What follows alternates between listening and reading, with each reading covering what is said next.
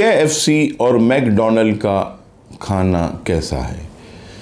ہاں، آپ دیکھتے ہوں گے کہ ہمارے ملک پاکستان میں جگہ جگہ KFC، میکڈونلڈ اور اس قسم کی کئی غیر ملکی ریسٹورنٹ کہہ لیں یا دیگر جو ہے وہ شاپس وہ موجود ہیں، اور ہمارے مسلمان جو ہے وہاں سے خرید کر جو ہے براسٹ اور دیگر چیزیں کھاتے ہیں۔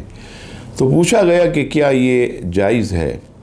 تو جواب سماعت فرمائیں کہ دراصل ان کے ذبیحے میں شکوک و شبہات پائے جاتے ہیں۔ آپ جانتے ہیں کہ یہ غیر ملکی کمپنیاں اور مسلمانوں کی بھی نہیں، اگرچہ ہمارے اس پاکستان کے اندر، لیکن یہ سارا گوشت یقیناً امپورٹ ہوتا۔ اب نہ جانے شرعی ذبیحہ ہوگا یا نہیں ہوگا، اب یہ شک آ گیا، اور جب شکوک و شبہات آ جائیں تو ان چیزوں سے بچنا چاہیے۔ بعض کہتے ہیں جٹکے کا گوشت ہوگا کہ نہیں ہوگا، بسم اللہ اللہ اکبر پڑھا ہوگا یا نہیں پڑھا ہوگا۔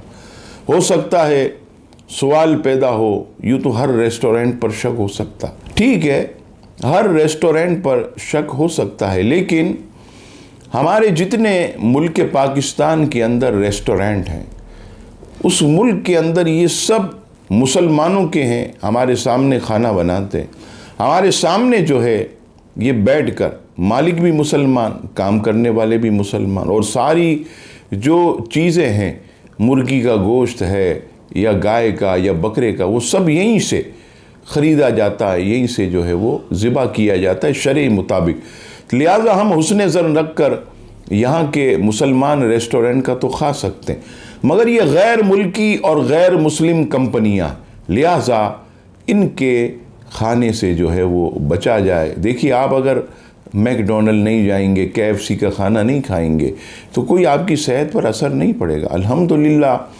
آپ کے ملک کے اندر مسلمانوں کے ریسٹورنٹ میں کتنے اعلیٰ اچھے کھانے ملتے ہیں، آپ اس پر اکتفا کیجئے، لیکن یہ شکوک و شبہات والی یہ تمام چیزوں سے مسلمانوں کو بچنا چاہیے، اس سے عبادت کی لذت جو ہے وہ ختم ہو جاتی ہے۔